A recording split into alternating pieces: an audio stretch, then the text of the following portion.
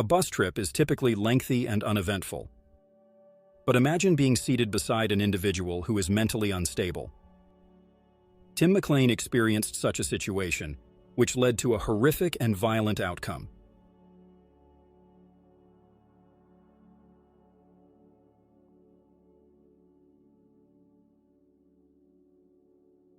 On July 30, 2008, a Greyhound bus began its journey from Edmonton to Winnipeg.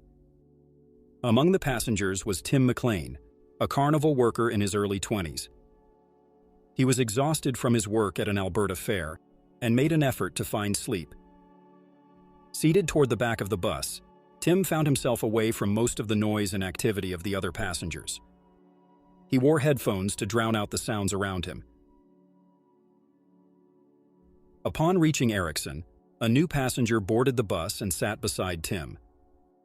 The man was of Chinese-Canadian heritage, in his 40s, and had an imposing height. He had initially chosen a seat close to the front of the bus, but then had a change of heart.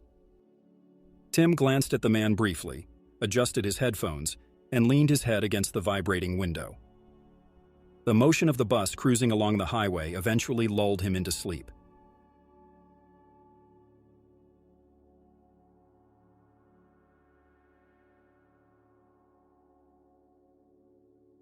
Vincent Lee was originally born in China during the 1960s, but later relocated to Canada and obtained citizenship. Despite having a computer science degree from China, he ended up working in low-skilled occupations. At various points, he worked as a forklift operator, a Walmart greeter, and a newspaper delivery person. In June 2008, Vincent was fired from Walmart due to an alleged disagreement with his coworkers. Shortly thereafter, he requested time off from his newspaper delivery job, stating that he needed to travel to Winnipeg for a job interview.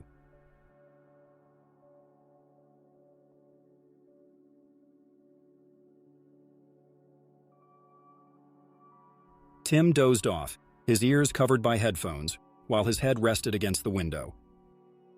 On the other hand, Vincent Lee remained motionless, almost as if entrapped within his own secluded world. Suddenly, Lee pulled out a lengthy knife from his pocket and proceeded to thrust it into Tim's neck. He then struck again, this time thrusting the knife deep into McLean's chest. A wave of screams reverberated through the bus as passengers leaped up from their seats, all while Lee relentlessly stabbed at Tim's body repeatedly and without mercy. In a desperate maneuver, the driver forcefully hurled the steering wheel, making the bus swerve and stop at the side of the road. All the passengers sprinted as fast as possible and quickly made their exit, leaving Tim inside the bus with Vincent Lee. Inside, Vincent Lee used his knife to slice through Tim's neck. As the horrified passengers stood outside, he raised the decapitated head, showcasing it to everyone in a grotesque display. Filled with panic and fear, the stranded passengers immediately called the police for help, but they would not arrive at the scene for another hour. In the meantime, they stood by the roadside, unable to reach the nearest town. All they could do was observe as Lee moved about within the bus. At some point, they witnessed Lee mutilating Tim's body and even consuming severed portions of his flesh.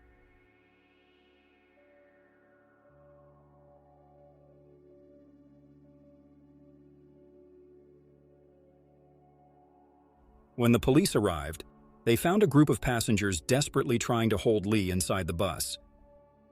The remaining passengers clustered together on the roadside, seeking solace in each other's presence.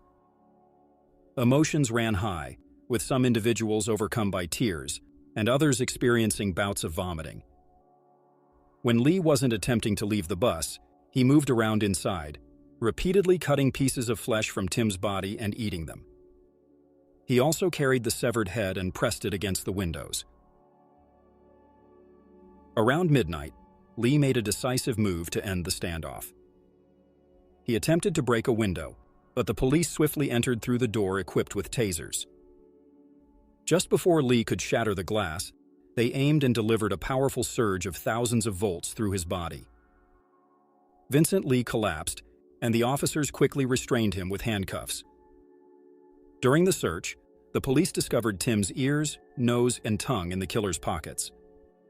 However, they were unable to locate his eyes and a portion of his heart.